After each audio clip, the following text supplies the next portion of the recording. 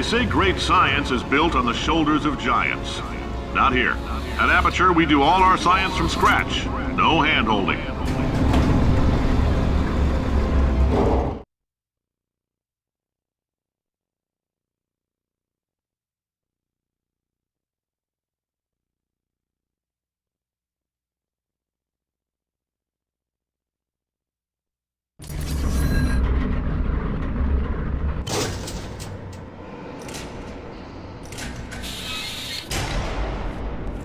All right, let's get started.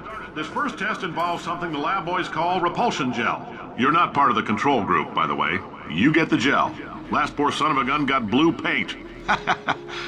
All joking aside, that did happen. Broke every bone in his legs.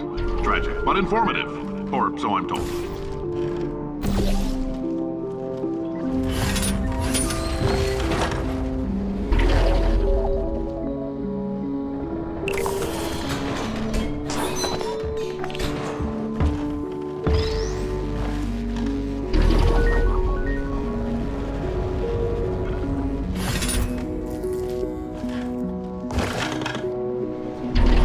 The lab boys just informed me that I should not have mentioned the control group. They're telling me I ought to stop making these pre-recorded messages. That gave me an idea. Make more pre-recorded messages. I pay the bills here, I can talk about the control group all damn day.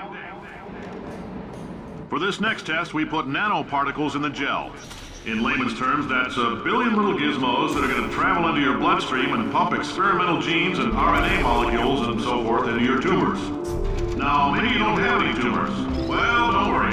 If you sat on a folding chair in the lobby and weren't wearing lead underpants, we took care of that too.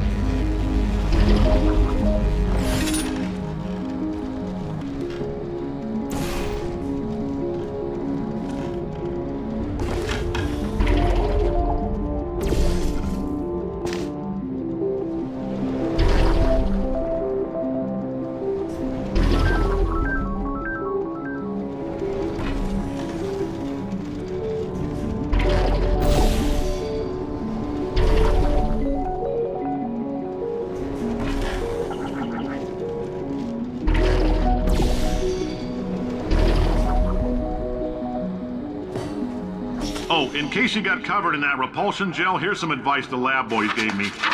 Do not get covered in the repulsion gel. We haven't entirely nailed down what element it is yet, but I'll tell you this, it's a lively one, and it does not like the human skeleton.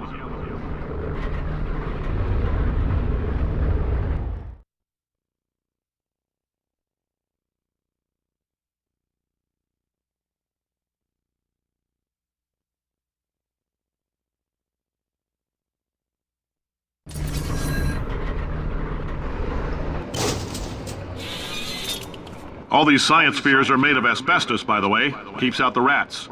Let us know if you feel a shortness of breath, a persistent dry cough, or your heart stopping, because that's not part of the test. That's asbestos. Good news is the lab boys say the symptoms of asbestos poisoning show a median latency of 44.6 years. So if you're 30 or older, you're laughing. Worst case scenario, you miss out on a few rounds of canasta. What? Ha! I like your style. You make up your own rules, just like me. Bean Counter said I couldn't fire a man just for being in a wheelchair. Did it anyway. Ramps are expensive.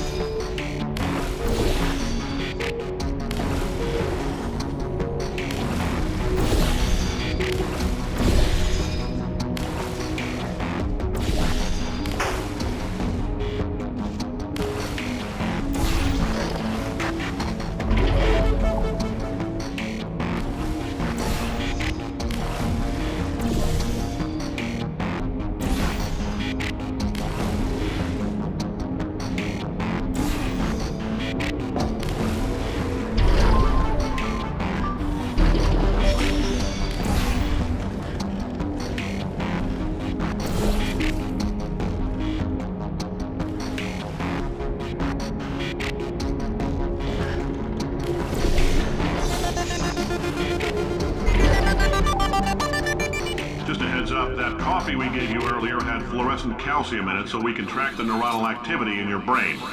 There's a slight chance the calcium could harden and vitrify your frontal lobe. Anyway, don't stress yourself thinking about it. I'm serious. Visualizing the scenario while under stress actually triggers the reaction.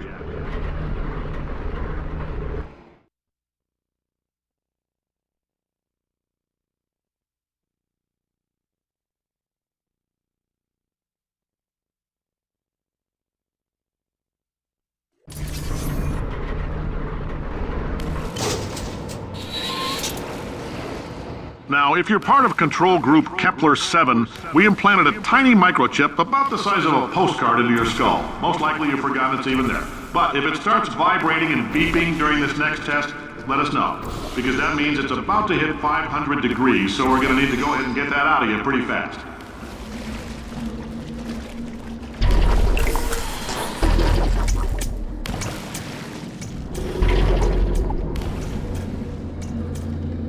I'm telling them, keep your pants on. All right, this next test may involve trace amounts of time travel. So, word of advice, if you meet yourself on the testing track, don't make eye contact. Lab boys tell me that'll wipe out time. Entirely. Forward and backward. So, do both of yourselves a favor and just let that handsome devil go about his business.